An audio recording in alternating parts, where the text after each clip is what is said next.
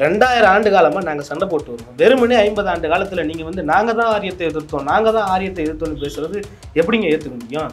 நீங்கள் வந்து சொல்கிறீங்க சமஸ்கிருதம் கலந்த சொற்கள் இங்கே நிறைய இருந்தது, இப்போ இல்லையா? வெறுமனே 50 ஆண்டு காலம் தான் திராவிட இயக்கத்துடைய வரலாறு. இல்லை 100 ஆண்டுகள், சரி 100 ஆண்டுகள் கூட வச்சுக்கலாம். 2000 ஆண்டு தமிழருடைய போராட்டம் என்ன, தமிழருடைய எழுச்சி என்ன, தமிழரை வளர்த்தது என்ன? நீங்கள் வந்து இப்போ தான் நாங்கள் வளர்த்தோம் தமிழரை, திருக்குறளை நாங்கள் தான் வளர்த்தோம், திருவள்ளுவர் ஆண்டை நாங்கள் தான் பயன்படுத்துகிறோம், சமஸ்கிருதத்தை நாங்கள் தான் ஒழிச்சோன்னு பேசுறீங்க. அது திமுக அரசினுடைய நிர்வாக சீர்கேடு. திமுக வேற திராவிடம் வேற, அது கொள்கைங்க. அது திமுகவும் திராவிடமும் ஒன்றும் இல்லை. அப்புறம் எப்படி தமிழ் தேசியமும் திமுகவும் திராவிடமும் ஒன்றாகும்? திமுகவும் திராவிடமே ஒன்றும் இல்லை. முதல்ல என்னது? ஆட்சி வேற இயக்கம் வேற. ஆமா, ஆட்சி வேற, கொள்கை வேற, இயக்கம் வேற. ஆமா, இப்போ வந்து திமுக கடவுள் மறுப்பு கொள்கையை பேசினாங்க. திராவிட கொள்கை இல்ல. என்னது? திராவிட கொள்கையில திமுக இல்ல, திராவிடர் கொள்கையில தாங்க இருக்கு. அப்ப ஆட்சி செய்யும் போது அது இப்போ காம்ப்ரமைஸ் பண்ணி தானே ஆகணும். இப்போ வந்து எதங்க நீங்க சொல்றீங்க பார்ப்பனிய எதிர்ப்பு, சாதி எதிர்ப்பு, சமத்துவம் பேசுவோம், சகோதரத்துவம் பேசுவோம் சொல்றீங்க. ஆரிய எதிர்ப்பு இல்ல, ஆரியத்துக்கு அப்படியே எடப்பாடி பழனிசாமி அவங்க சொன்னாங்க காலில் விழுந்துட்டு, இவரு தான் விழுந்துட்டாரு. தேநீர் விருந்துக்கு போறது. இந்தி வடவர்களை நம்ம எதிர்க்கிறோம். இந்தி வடவர்களை அனுமதித்தது யாரு? நாங்கள் ஆட்சிக்கு வந்ததும் வடவர்கள் வந்து வெளியேற்றப்படுவார்கள், தமிழர்களுக்கு அதிகமான வேலை வாய்ப்புகள் வழங்கப்படும்னு சொல்லி ஆட்சிக்கு வந்தாரா இல்லையா? விடியல் அரசினுடைய முதல்வர் ஸ்டாலின் அவர்கள் சொன்னாரா இல்லையா? திமுக கண்டிப்பா இந்த வார்த்தையை எடுத்து சொல்லும். நாங்க தாங்க தமிழ் தேசியம் இல்லை. ஏன்னா இவங்களோட நிலைப்பாடை நீங்க ஆரம்பத்துல இருந்து பாத்தீங்கன்னா திராவிடம் வேறு தமிழ் தேசியம் வேறுனு பேசுறவங்க, திராவிடமும் தமிழ் தேசியமும் இப்படின்னு பேசுறவங்க இன்னைக்கு திராவிடமும் தமிழ் தேசியமும் ஒண்ணுதான், 2 கண்ணு தான் எல்லாம் பேசுறாங்க. இப்போ இன்னொன்னு கேட்கறாங்க. வள்ளுவன் வலைக்காட்சி நேயர்களுக்கு வணக்கம். கடந்த 2 வாரங்களாக திராவிடம் தமிழ் தேசியம் என்ற கருத்து மோதல் வீரியமடைந்திருக்க ஆரம்பித்திருக்கிறது. இந்த திராவிடம் தமிழ் தேசியம் என்ற கருத்து மோதல் யாரால் இந்த பேசுபொருள் ஏற்பட்டிருக்கிறது என்பதை குறித்து நாம் இன்றைக்கு பார்க்க போகிறோம். ஒரு நடிகர் ஆரம்பித்த கட்சி தமிழக வெற்றி கழகம் என்று ஆரம்பித்து தன்னுடைய வெற்றி கொள்கை மாநாட்டில் தன்னுடைய கொள்கைகளை சொல்லாமல் திராவிடமும் தமிழ் தேசியமும் 2 கண்கள் என்று பொத்தம்பொதுவாக மேம்போக்காக பேசிய கருத்து இன்று திராவிட இயக்கங்கள் மத்தியிலும் தமிழ் தேசிய இயக்கங்கள் மத்தியிலும் பெரும் பேசுபொருளாக இந்த கருத்து மாறி இருக்கிறது. இந்த கருத்து குறித்து நாம் இன்றைக்கு விவாதிக்க போகிறோம். அண்ணா வணக்கம்.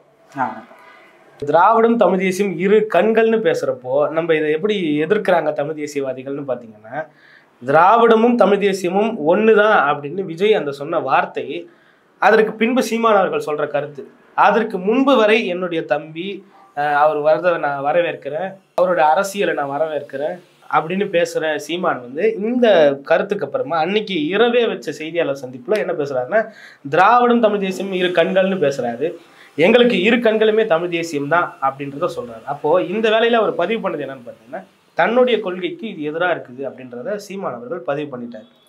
இதன் தொடர்ச்சியா தமிழ் தேசியவாதிகள் தாவேக்காவை எதிர்க்க ஆரம்பிச்சுட்டாங்க. அது எப்படி தமிழ் தேசியமும் திராவிடமும் ஒன்னாகும், பெரியார் இந்த தமிழ்நிலத்தின் எப்படி தலைவராக மாறுவார், பெரியாரை தூக்கிட்டு வந்த கட்சி எதுவுமே உருப்பட்டதா சரித்திரம் இல்லை அப்படின்னு தமிழ் தேசியவாதிகள் கடுமையாக சாட்டிட்டாங்க. இதற்கு பிறகு சீமானவர்கள் நவம்பர் 1ஆம் தேதி what bro this is very wrong ப்ரோன்னு சொல்லிட்டு சாடிவிட்டு எப்படிலாம் எதிர்க்கிறோமோ அப்படிலாம் எதிர்த்துட்டாரு. இதன் தொடர்ச்சியாக தான் இந்த கருத்து மோதல் வந்து திமுகவுக்கும் நாம் தமிழருக்குமான கருத்து மோதலா வீரியம் அடைந்து பரிணாமம் பெற்றது. அதுக்கு முன்னாடி வரைக்கும் தாவேக்காவுக்கும் நாம் தமிழருக்குமா இருந்தது. இந்த கருத்து மோதல் கொள்கை மோதலா மாறி இந்த கொள்கை மோதல் திமுக வெர்சஸ் நாம் தமிழர்ன்ற மாதிரி போயிடுச்சு. இந்த கருத்து மோதலுக்கு இப்போ திமுகவை சார்ந்த திராவிட இயக்கங்களை சார்ந்த அந்த நிர்வாகிகள் தலைவர்கள் பதில் சொல்லிட்டு இருக்கிறதுக்கு, அதற்கு பதிலாக நாம் தமிழர் தமிழ் தேசியம் சார்ந்த இயக்கங்கள்ல இருக்கிற தலைவர்கள் தொண்டர்கள் நிர்வாகிகள் பதில் சொல்லிட்டு இருக்கிறது தான் 2 வார வாடிக்கையா பார்த்துட்டு இருக்கோம். அது இன்னும் தொடர்ந்து போயிட்டு தான் இருக்கு. அதனுடைய கருத்து முடிவுக்கு வரல. நேற்றைய தினத்தில் கூட சீமானவர்கள் பேசுறப்போ, இது தமிழ்நாடு, நாங்கள் பிறப்பிலிருந்து இறப்பு வரை தமிழர்கள், எங்கள் நாடு தமிழ்நாடு, எங்களுடைய தேசம் தமிழ் தேசியம், எங்களுடைய அரசியல் தமிழ் தேச அரசியல், இதுதான்ப்பா அப்படின்னு சொல்லிட்டு அவர் வைக்கிறார். இவங்க இது வந்து திராவிட நாடு, திராவிட கொள்கை, திராவிடமும் தமிழ் தேசியம் ஒன்று தான், அதை பேசுனா தமிழ் தேசியம் வேறு திராவிடம் வேறுன்னு பேசுனா இங்கே வந்து ஆரியம் உள்ள வந்துடும் அப்படின்னு சொல்லிட்டு பேசுகிறாங்க. ஆரியத்திற்கு மறைமுகமாக துணை போவதாகன்னு பேசுகிறாங்க. இதெல்லாம் நம்ம எப்படி எடுத்துக்கலாம்னு நீங்க சொல்லுங்க. ஓகே, இப்போ வந்து தாவேகா மாநாட்டில் விஜய் கொள்கைகளில் பேசும்போது அதை பேசல, கொள்கைகளில் அறிவிச்சிட்டாரு. கடைசியாக பேசி முடிக்கிறதுக்கு கொஞ்ச நேரத்துக்கு முன்னாடி தான் நீங்கள் இதெல்லாம் சண்டை போட்டுக்காதீங்க, தமிழ் தேசியமும் நமக்கு ஒரு கண்ணு தான், திராவிடமும் நமக்கு ஒரு கண்ணு தான் அப்படின்னு பேசினார். கொள்கைகளில் சொல்ல, பேச்சில் தான் அவர் அதை பேசினார். அது வந்து ஒன்று. அதுக்கப்புறமாக வந்து திராவிடம் அப்படின்றது கருத்தியல் தான். அது வந்து இனம் கிடையாது, அது ஒரு மொழி கிடையாது, அது ஒரு இனம் கிடையாது, அது ஒரு தேசிய இனமும் கிடையாது. திராவிடம் அப்படின்றது ஒரு கருத்தியல். திராவிட கருத்தியல் ஏன் இங்கே வருது அப்படின்னா ஆரியத்துக்கு எதிராகத்தான் வருது. ஆரியம் பார்ப்பனியம் இங்கே வந்து அதிக பேசு பொருளாகவும் தலை தூக்கியும் இருந்தது. அதனுடைய ஆதிக்கம் இந்த மண்ணில் அதிகமாக இருந்தது. அதை எதிர்க்கக்கூடிய ஒரு கருத்தியலாக இங்கே வந்து முன்வைக்கப்பட்டது தான் திராவிடம். தமிழர் அப்படின்னு பேசும்போது அதில் பிராமணர்களும் அடங்குவாங்க. அப்படின்றதுனால பிராமணர் அல்லாதவர்களை ஒருங்கிணைக்கக்கூடிய ஒரு சொல்லாக பயன்படுத்தியது தான் திராவிடம். அதனால தான் அதை பயன்படுத்துகிறாங்க. 1912 அது வந்து தொடங்குது. அதன் பிறகு ஃபஸ்ட்டு வந்து பிராமணர் இல்லாத மாணவர் சங்கம், அதுக்கப்புறமாக வந்து தென்னிந்திய நலச்சங்கம், அதுக்கப்புறமாக வந்து புதிய நீதி கட்சி, அதுக்கப்புறமாக திராவிடர் கழகம், சுயமரியாதை இயக்கம், திராவிடர் கழகம், அதுலேருந்து திமுக வருது. அந்த வரலாறு அந்த மாதிரி இருக்குது. ஆரிய எதிர்ப்பைத்தான் அவங்க அதில் முன்வைக்கிறாங்க. பார்ப்பனியம் அப்படின்றது இப்போ ஒரு கேஸ்ட் இருக்காரு. இப்போ எஸ்சி வந்து எஸ்டியே தனக்கு கீழானவன் நினச்சா அது பார்ப்பனியம். அதே போல் தான் பிசி, எம்பிசி எனக்கு கீழே இருக்கிறவங்க அப்படின்னு நினச்சா அது பார்ப்பனியம். அதே மாதிரி தான் ஓசி, பிசி எனக்கு கீழே இருக்கிறவங்கன்னு நினச்சா அது பார்ப்பனியம். அதைத்தான் அவங்க எதிர்த்து வந்தாங்க. அதைத்தான் அவங்க திராவிடம்னு சொல்கிறாங்க. திராவிடம் அப்படின்றது ஒரு கருத்தியல். அந்த கருத்தியலை முன் வச்சு அவங்க பிராமணியத்தையும் பார்ப்பனியத்தையும் எதிர்த்தாங்க. ஏன் எதிர்த்தாங்க அப்படின்னா அவங்க தான் ஆதிக்கம் செய்யக்கூடியவர்களாக இந்த மண்ணில் இருந்தாங்க. அவங்க தான் வந்து அரசு வேலைகளில் இருந்தாங்க, அவங்க தான் படித்தவர்களாக இருந்தாங்க, அவங்க தான் எல்லா துறைகளிலும் வேலையில் இருந்தாங்க. இப்போ வந்து ஒரு ஹோட்டல் அப்போ இருந்த சமயத்துலலாம் பிராமணர்களுக்கு மட்டும்தான் சேர் போட்டு சாப்பாடு போடுவாங்க, மற்றவங்களாம் வந்து வாங்கிட்டு போகிற அந்த சூழ்நிலை இருந்து அதை எதிர்க்காகத்தான் இந்த திராவிட இயக்கமே உருவாகி அதன் பிறகு நிறைய மாற்றங்களை திராவிட இயக்கங்கள் இந்த மண்ணில் செஞ்சுருக்கு. தமிழ் மொழிக்கு எதிராக திராவிடம் எப்பொழுதுமே இருந்ததில்லை, தமிழ் மொழிக்கு ஆதரவாகத்தான் இருந்திருக்கு. நிறைய மாற்றங்கள் 1920 பெண்களுக்கு ஓட்டுரிமை கொடுத்தது திராவிட இயக்கம் தான், இடஒதுக்கீட்டை கொண்டு வந்தது திராவிட இயக்கம் தான், தேவதாசி முறையை ஒழித்தது திராவிட இயக்கம் தான். இந்த மாதிரி எண்ணற்ற பல விஷயங்களை தமிழ் மண்ணுக்காக செஞ்சுருக்கிறாங்க.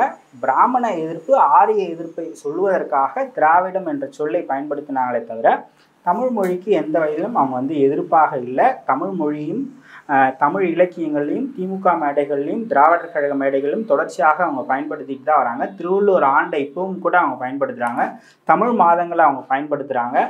இந்த மாதிரி நம்ம வந்து சொல்லிக்கிட்டே போகலாம். அதனால் திராவிடம் அப்படின்றது கருத்தியல் தான். அது வந்து ஒரு இனமோ, அது வந்து ஒரு மரபினம் சொல்லலாம், அது வந்து ஒரு நிலப்பரப்போ, அது வந்து ஒரு மொழியோ அப்படி கிடையாது. கால்டுவெல் தான் முதல்ல அதை பயன்படுத்துகிறாரு.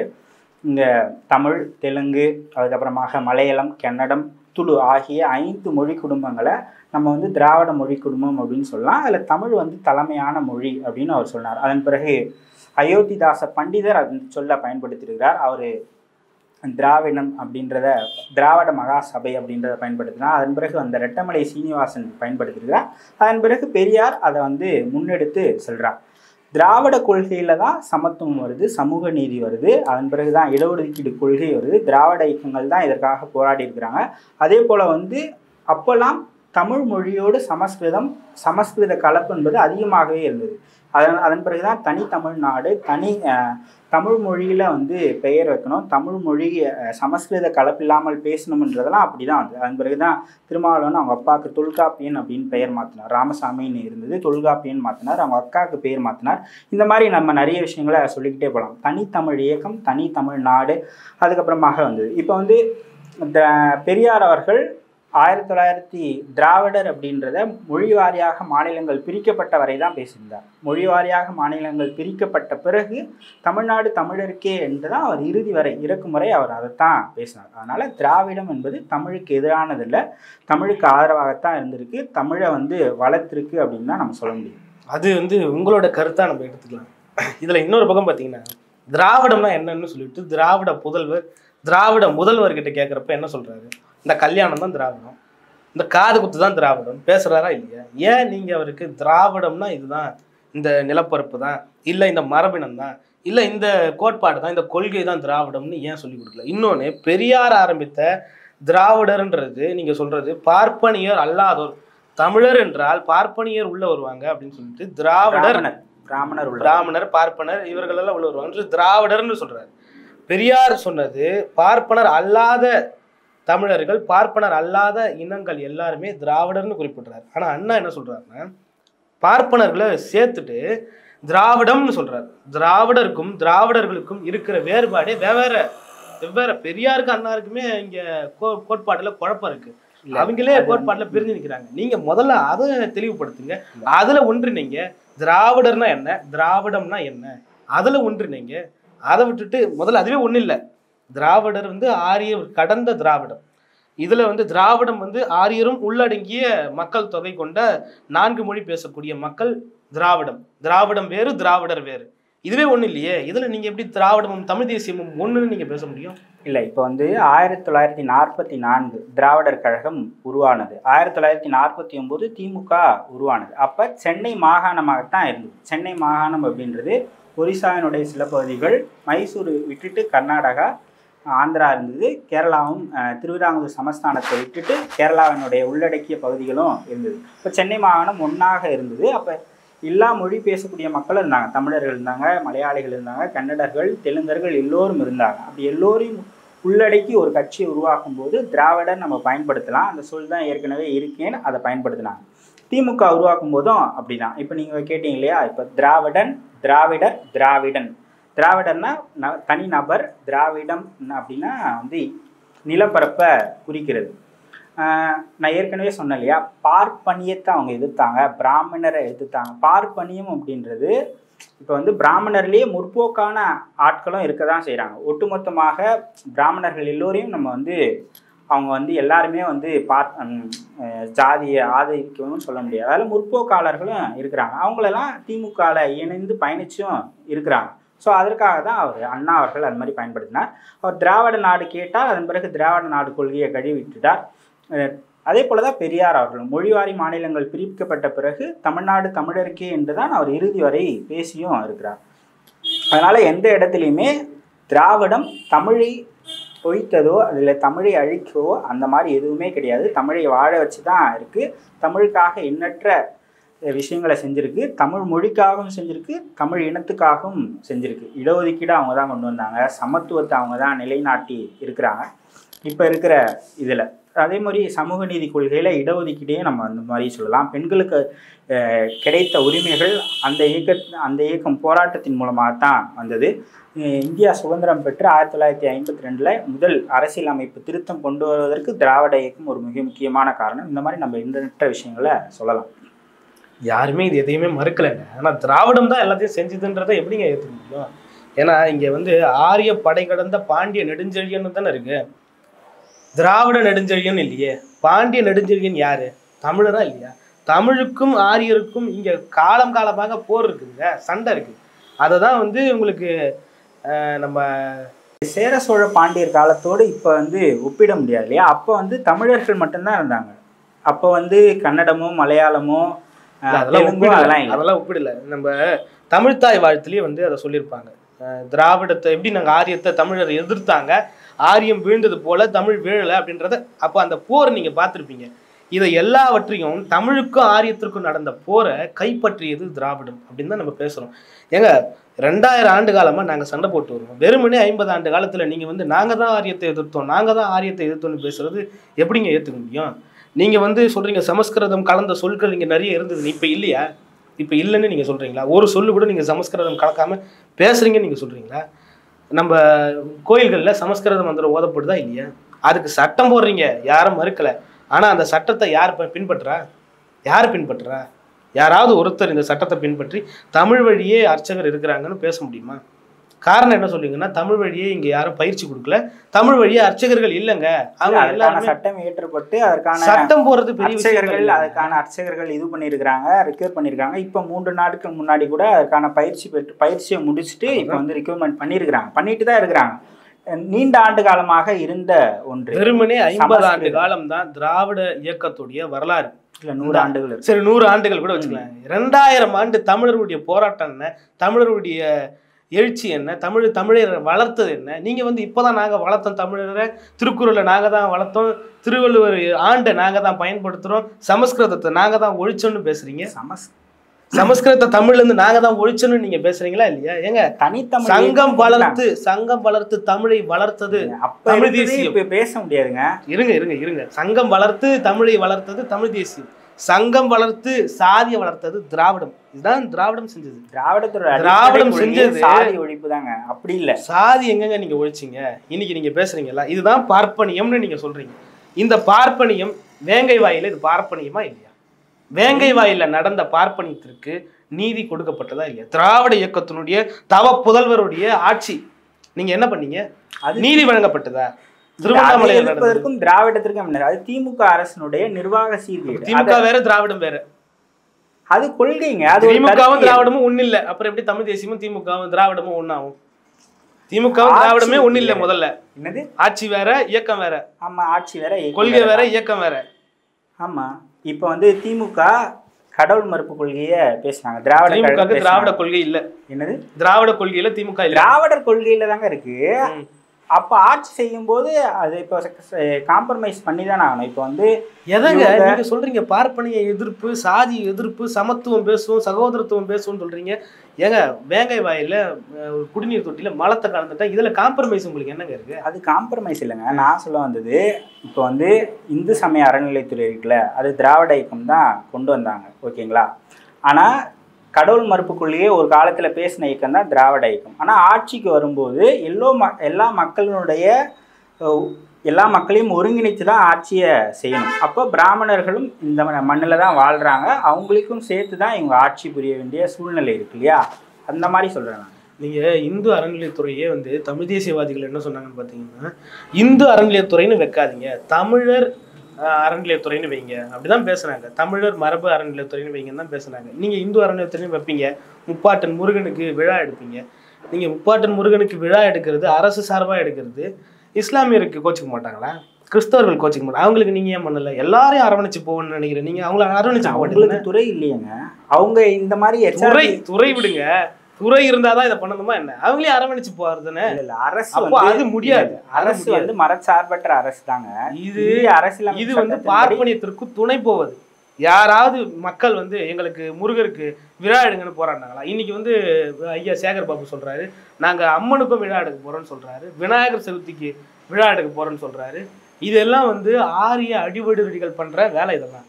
இதெல்லாம் போன கருணாநிதி ஆட்சியில் இதெல்லாம் நடக்கலையே. இன்னைக்கு நீங்க என்ன பண்ணிட்டு இருக்கீங்க?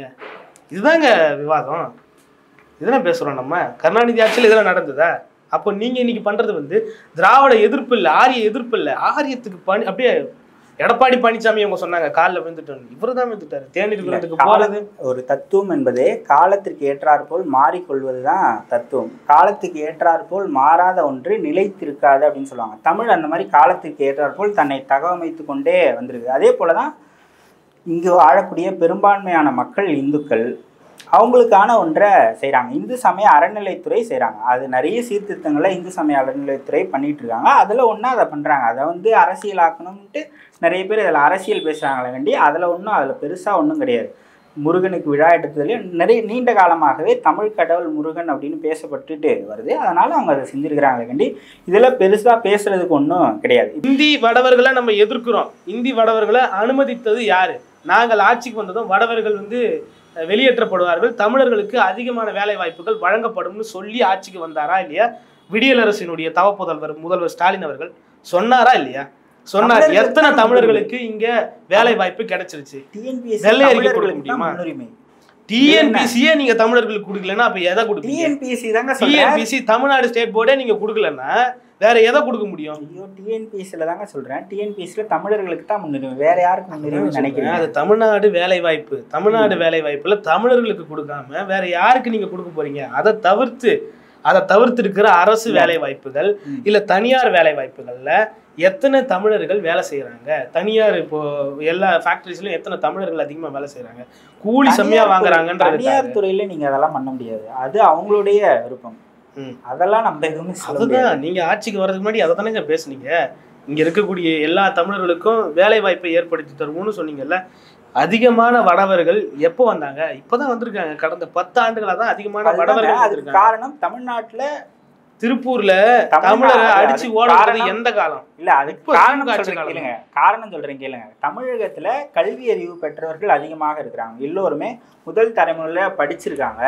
படிச்சு அந்தந்த வேலைகளுக்கு போறாங்க. இன்ஜினியராவோ டாக்டர்ஸாவோ லாயர்ஸாவோ நிறைய படிச்சிருக்கிறாங்க. அதற்கான வேலைகள்ல போறாங்க. இந்த மாதிரியான வேலைகள் ஆட்கள் அதிகமா தேவைப்படுறதால வடநாட்டுல இருந்து வராங்க. மற்றபடி இங்க படிக்காம இங்க வேலை இல்லாம இல்லை. இங்க தமிழகம் தான் இந்திய அளவுலயே அதிகமாக படித்த மாநிலமாக. வேலை கொடுத்தீங்க எத்தனை இன்ஜினியரிங் வேலை? Engineering government. நீங்க தானே சொல்லுங்க கவர்மெண்ட். அப்ப எதுக்குங்க அரசாங்கம் அரசு பணிகளுக்கு. அரசாங்கம் தன்னுடைய நாட்டின் இளைஞர்கள் எல்லாருக்கும் வேலை வாய்ப்பை வழங்கக்கூடியதான் அரசாங்கம். எல்லாருக்கும் அரசு வேலை கேட்கல, எல்லாருக்கும் அரசு வேலை கொடுத்துருங்கன்னு கேட்கல. ஏதோ ஒரு வேலை.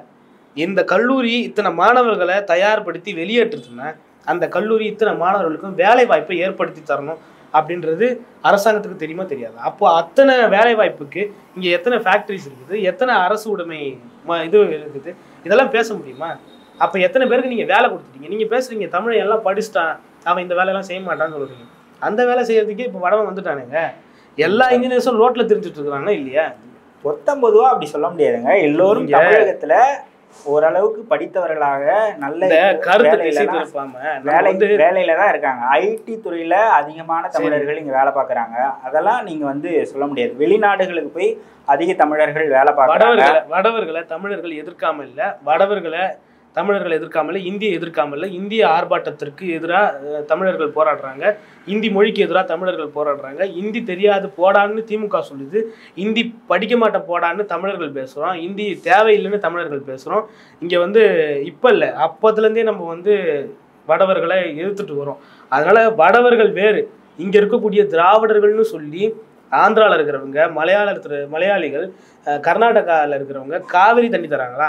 ஆந்திராவில் நிலத்தில் மரம் வெட்ட போனவன 20 பேரை சுட்டு கொண்டது யாரு? இதே திராவிடர் தானே. கேரளாவில் முல்லை பெரியாரில் சம உரிமை கொடுக்க சொல்லி கேட்குறோம், அதற்கான உரிமை வழங்கப்படுதா? இல்லை.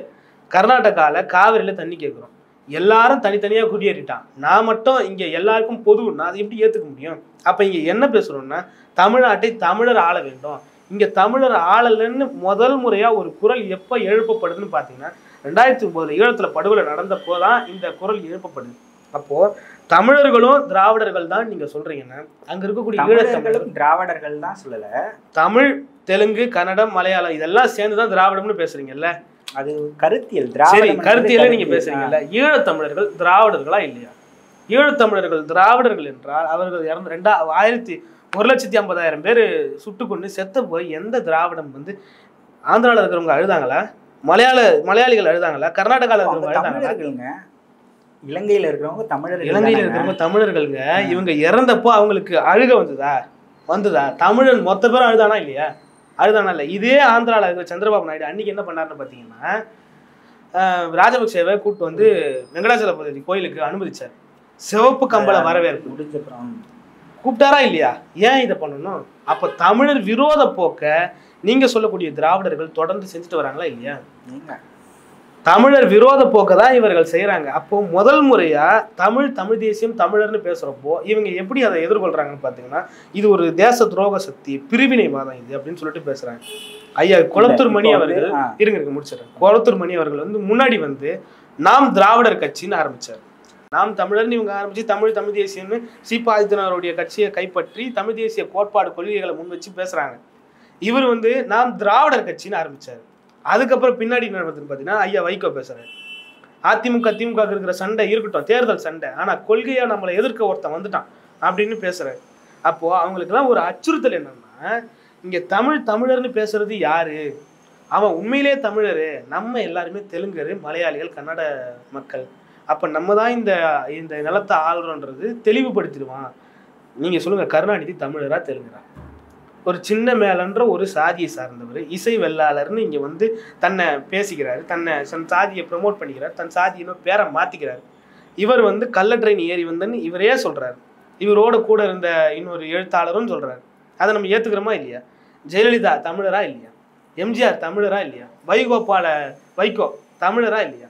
இவங்க எல்லாருமே தெலுங்கர்கள், கன்னடர்கள், மலையாளிகள் எங்களை ஆளுவாங்க. யாருக்காக இயக்கம் நடத்தினாங்க? யாருக்காகவும் போராடல, மக்கள் போராடினாங்க. மக்கள் பிரச்சனைகளை கையில் எடுத்தீங்க, அவ்வளவுதான் சொல்றேன். வைகோ 6 ஆண்டுகள் சிறை சென்றிருக்கார். யாருக்காக போனார்? வைகோ ஈழத்தமிழருக்கான ஆதரவு நிலைப்பாட்டில் தான் இறுதி வரை இருந்தார். சரி, இந்திய போராட்டம். வைகோ இறுதி வரை ஈழத்தமிழருக்கு ஆதரவாக இருந்தார், ஒத்துக்கிறீங்க? யாருங்க இல்ல, யார் இல்ல? ஈழத்தமிழர்களுக்காக போராடின எல்லா தமிழர்களுக்காகத்தான் 2 முறை திமுக ஆட்சி இழந்தது, ஒத்துக்கிறீங்களா இல்லையா? அதெல்லாம் ஒத்துக்க முடியாதுங்க. ஈழத்தமிழர்களுக்காக இவங்க வந்து ஆட்சி இழந்தாங்கன்றதெல்லாம் 1991 திமுக அரசு கலைக்கப்பட்டது காரணம் ஈழத்தமிழர் ஆதரவு நிலைப்பாடு மட்டுமே முதன்மை காரணமா இருக்காது. அதுதான் முதன்மை காரணம். அதை சுத்தில இருக்கக்கூடிய திமுகவுடைய வேலைகள் தான். இப்போ ஜெயலலிதா சட்டமன்ற நீங்க வந்து வைகோ அவர்களை நாயுடு அவர்கள் தெலுங்கர் அப்படின்னு சொல்றீங்க. ஆனா வைகோ தொடர்ச்சியாக தமிழ் சமூகத்துக்காக, தமிழ் நிலத்துல இருந்துட்டு நீங்க தமிழருக்காக போராடாம தெலுங்கருக்காக போராட முடியும்? தமிழுக்காக போராட இது பண்றீங்க. நீங்க ஒரு சாதியை வைத்து தமிழ் தேசியம் பேசும்போது எப்படி? சாதி ஒழிப்பு தான் தமிழ் தேசியமாக இருக்கணும். சாதியை வைத்து தான் இவர் நான் தமிழர்னு அடையாளப்படுத்துவேன் அப்படின்னு சொல்லுவது எப்படி சரியாக? சாதியை வச்சுலாம் தமிழரா நாங்க அடையாளப்படுத்தி அப்ப நாயுடுன்றதுனால தானே அவர் இது சொல்றீங்க. வேற எப்படி மென்ஷன் பண்றீங்க? அவர் வந்து வைகோ வந்து ஒரு தெலுங்கர், அது அவருக்கு தெரியும். அவரோட ஆதரவாளர்களும் தெரியும். வைகோ வந்து ஒரு தெலுங்கர். அவரை நம்ம தெலுங்கர்னு தமிழ் இலக்கியத்துல நல்ல புலமை பெற்றவர், தமிழ் இலக்கியங்களை தொடர்ச்சியாக மேடைகள்ல பேசியவர், தமிழர்களுக்காக 6 ஆண்டுகள் அதை விட நல்லா 6 ஆண்டுகளுக்கு மேல சிறையில் இருந்திருக்கிறார். தடால இருந்திருக்கிறார், கொடால இருந்திருக்கிறார். நீண்ட ஆண்டு காலம் தொடர்ச்சியாக சிறையில் இருந்த ஒரு தலைவர், ஈழத்தமிழருக்காக தொடர்ச்சியாக போராடிய ஒரு தலைவர் வைகோ. அப்படி இருக்கும்போது அவரை நீங்க வந்து தெலுங்கர் அப்படின்னு சொல்லுவது அவரை வந்து இழிவுபடுத்துற செயல் தானே. அதையே செய்றீங்க அப்படின்னு கேட்குறேன். தொடர்ச்சியாக அவர் யாருக்காக போராடினார்? தமிழருக்காக தானே போராடி. தமிழ் நிலத்துல தமிழர்களுக்காக தொடர்ச்சியாக போராடி இருக்கிறார். நிறைய நடைபயணங்களை மேற்கொண்டு இருக்கிறார். 1991 ஈழத்துக்கு போயிட்டு பிரபாகரன் அவர்களை சந்திச்சுட்டு வந்தவர். பிரபாகரன் அவரோட சின்னவராக இருந்தாலும் தலைவராக ஏற்றுக்கொண்டவர். அவரை சந்திக்கும் போது தன்னுடைய வாழ்க்கை வரலாற்றை முழுமையாக வைகோ கிட்ட சொல்லியிருக்கிறார். அதை அவர் பதிவு பண்ணியும் வச்சிருக்கிறார். தொடர்ச்சியாக இந்த ஆதரவு நிலைப்பாட்டில் தான் வைகோ இருந்தார். அவரை இப்படி சொல்லுவது எப்படி சரியாக இருக்கும்? அவர் வந்து ஈழத்துக்கு ஆதரவு தெரிவித்ததெல்லாம் நம்ம விமர்சிக்கல. அதெல்லாம் அவருடைய நிலைப்பாடு. அவர் வந்து தலைவர் பிரபாகரன் மேலே அவர் வந்து நம்பகத்தன்மையோ இல்லை நம்பிக்கையோட தலைவராக ஏற்றுக்கலாம், அதெல்லாம் யாரும் மறுக்கல. ஆனால் தமிழ்நாட்டை தமிழர் ஆள வேண்டும் என்ற கருத்து வரும்போது அவர் எதிர்த்தாரா இல்லையா? நீங்கள் ஈழத்தை ஆதரிச்சோன்னு பேசுகிற நீங்கள் 2009க்கு பிறகு, அதாவது போர் முடிஞ்சதுக்கு அப்புறமா யாராவது தலைவர் பிரபாகரனை பேசி இன்னைக்கு அரசியல் பண்ண முடியுமா? திமுகவோட உங்களால கூட்டணி பேசுறாங்களே. இன்னும் மாவீரர் நாள் கொண்டாடுறாங்க. வைகோ கொண்டாடுறார், திருமாவளவன் கொண்டாடுகிறார், 26 தலைவர் பிரபாகரன் அவர்களுடைய பிறந்த நாளை கொண்டாடுறாங்க, மாவீரர் நாள் கொண்டாடுறாங்க, மே 18 கூட்டம் போடுறாங்க, அன்னைக்கு வந்து நினைவஞ்சலி செலுத்துறாங்க. தொடர்ச்சியா எல்லாரும் செய்து கொண்டு தான் இருக்கிறாங்க. நீங்க மட்டும்தான் செய்றீங்கன்னு எல்லோரும் செஞ்சு கொண்டு தான் இருக்கிறாங்க. நாங்க அறையில செய்யறாங்க, இவங்க அறையில செஞ்சு சும்மா கண் துடைப்புக்காக அதை அவ்வளவுதான் பண்ணுவாங்க. காரணம் என்னன்னா, நாங்களும் தமிழர்கள், தமிழுக்கு ஆதரவானவங்க, ஈழ ஆதரவாளர்கள் வெளிப்படுத்துறதுக்காக தான் பண்றாங்களே தவிர அவங்க இதை முழு மனதோட செய்யல. எல்லோருமே வைகோவா இருந்தாலும் சரி, திருமாவளவன் 2 பேருமே 2 முறை பிரபாகரன் அவர்களை சந்திச்சவங்க. நீண்ட நேரம் உரையாடி இருக்கிறாங்க. வன்னிக்காட்டிலேயே போய் சந்திச்சவங்க தான். 2 பேரும் தலைவர்களாக ஏற்றுக்கொண்டவர்கள் தான். ஈழ வரலாறு இவங்க பண்ணதுக்கு நம்ம வந்து விமர்சிக்கல. அவங்க பண்ணது ஆதரவு நிலைப்பாடை நம்ம ஏற்றுக்கிறோம். அதை தாண்டி நீங்க திராவிடமும் தமிழ் தேசியமும் ஒண்ணுன்னு வர கருத்துல இந்திய எதிர்ப்பு திராவிடம் தான் பண்ணுச்சுன்னு நீங்க சொல்றீங்கல்ல, நீங்க ஒரு கருத்தாடலை நீங்க பண்ணுங்க.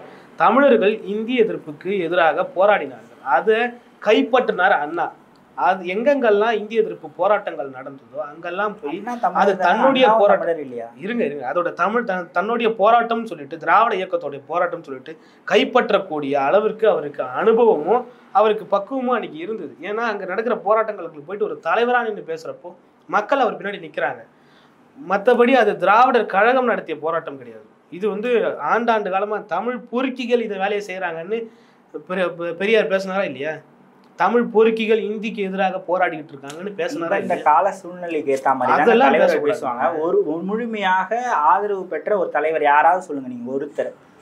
இவரை வந்து எல்லோரும் ஏற்றுக்கொள்ளக்கூடிய தலைவர்கள் யார வார்த்தைகள் தான் நம்ம திராவிடத்தை எதிர்க்கிறோம். இந்த வார்த்தைகளை நீங்க சொல்லுங்க. எல்லோராலும் ஏற்றுக்கொள்ளப்பட்ட தலைவர் திருக்குறளை வந்து தங்கத்தட்டுல வச்ச மலன்னு பேசுறது, திருக்குறளில் மலவாடா அடிக்கிறதுன்னு பேசுறது, இதெல்லாம் தான் நாங்க எதிர்க்கிறோம். ஏங்க ஒட்டுமொத்தமா எல்லாரும் சேர்ந்து சாதிக்கிறப்ப நாங்க திராவிடம்னு பேசுறது, இருங்க நாங்க வீழுறப்ப தமிழர்கள்னாலே இப்படிதான், தமிழ் மொழியே இப்படிதான் அப்படின்னு பேசுறது, பெருமையா பேசுறப்போ திராவிடம்னு பேசுறது, இழிவா பேசுறப்போ தமிழர்னு பேசுறது, இதுதான் வந்து திராவிட இயக்கத்துல இருக்கிறவங்க தொடர்ச்சியா செஞ்சுட்டு வராங்க. இங்க பாருங்க, அங்க அந்த தொடர்ச்சியில ஆரம்பிச்சது என்னன்னு பாத்தீங்கன்னா, கொளத்தூர் மணி அவர்கள் சொன்னது திராவிடர் கட்சி, நாம் திராவிடர் கட்சின்னு சொல்லிட்டு சொன்னார். அதன் பிறகு வைகோ சொன்னது நம்மளை எதிர்க்க ஒரு புதிய எதிரி வந்துட்டான்னு சொன்னது. அதற்கு பிறகு இவங்க பேசுனது பார்த்தீங்கன்னா திராவிடம் வந்து தமிழ் தேசியத்தை எப்படி எதிர்த்துச்சுன்னு உங்களுக்கு தெரியும். இவங்க வந்து பிஜேபியோட பி டீம், தமிழ் தேசியவாதிகள் எல்லாம் தமிழ் தேசியம் என்றாலே சாதின்னு கேட்குது, இப்படியெல்லாம் இவங்க பேசுனதெல்லாம் நம்ம பார்த்துருப்போம். அப்போ இவங்களுடைய கோட்பாடு என்னன்னா, திராவிடத்தை எதிர்த்து யார் வந்தாலும் அவங்க வந்து ஆரிய வருடிகள், பார்ப்பனியத்திற்கு துணை போறவங்க, கிறிஸ்தவ கைக்கூலிகள், இப்படிதான் இவங்க பேசுவாங்க. இவங்க மேல ஒரு முத்திரை குத்தப்படும். இப்ப கடைசிக்கு எங்க வந்துட்டாங்கன்னு பாத்தீங்கன்னா, திராவிடமும் தமிழ் தேசியமும் ஒண்ணு வந்துட்டாங்க. நாளைக்கு என்ன பண்ண போறாங்க பாருங்க, நாங்க தான் தமிழ் தேசியம்னு சொல்லுவாங்க. இப்படி சொல்லுவாங்க அவங்க. திமுக கண்டிப்பா இந்த வார்த்தையை எடுத்து சொல்லும், நாங்க தாங்க தமிழ் தேசியம் இல்ல. ஏன்னா இவங்களோட நிலைப்பாடை நீங்க ஆரம்பத்துல இருந்து பாத்தீங்கன்னா, திராவிடம் வேறு தமிழ் தேசியம் வேறுன்னு பேசுறவங்க, திராவிடமும் தமிழ் தேசியமும் இப்படின்னு பேசுறவங்க, இன்னைக்கு திராவிடமும் தமிழ் தேசியமும் ஒண்ணுதான், ரெண்டு கண்ணுதான் எல்லாம் பேசுறாங்க. இப்போ இன்னொன்னு கேட்கறேன் நான், திராவிடத்தை எதிர்த்து தமிழ் தேசியம் பேசுவது பார்ப்பனியத்திற்கு துணை போவதாகும்னு நீங்க பேசுறீங்கல்ல, நான் கேட்கிறேன், திராவிடத்தை எதிர்த்து தமிழ் தேசியம்னு சொல்லிட்டு நீங்க பேசாம ஆரியத்தை எதிர்த்துட்டு திராவிடம்னு நீங்க பேசுறது தமிழர்களை அடக்குது, தமிழர்களை ஒடுக்குது, தமிழர்களுக்கு எதிராக இருக்குது அப்படின்னு நம்ம பேசினா இப்படி ஏத்துப்பாங்களா? இல்ல, ஆரியம்னு தமிழர்கள் தானே பேசுறாங்க. இப்ப தமிழ்நாட்டுல யாரு பெரும்பான்மையா இருக்கு? தமிழர்கள் தானே இருக்காங்க. திராவிடத்தை பேசுற கட்சி திமுகல யாரு, மக்கள் யாருக்காக ஓட்டு போட்டிருக்காங்க? திமுக தானே போட்டிருக்காங்க. இன்னொன்னு, நீங்க பெரியாரை விமர்சிப்பது, பெரியாரை இவ்வளவு ஆண்டு காலமாக பிராமணர்கள் ஆரியர்கள் தான் விமர்சித்து வந்தாங்க. அந்த நிலைப்பாட்டை தமிழ் தேசியவாதிகள் எடுக்கும்போது தான் சொல்றாங்க இவங்க ஆரியத்துக்கு துணை போறாங்க.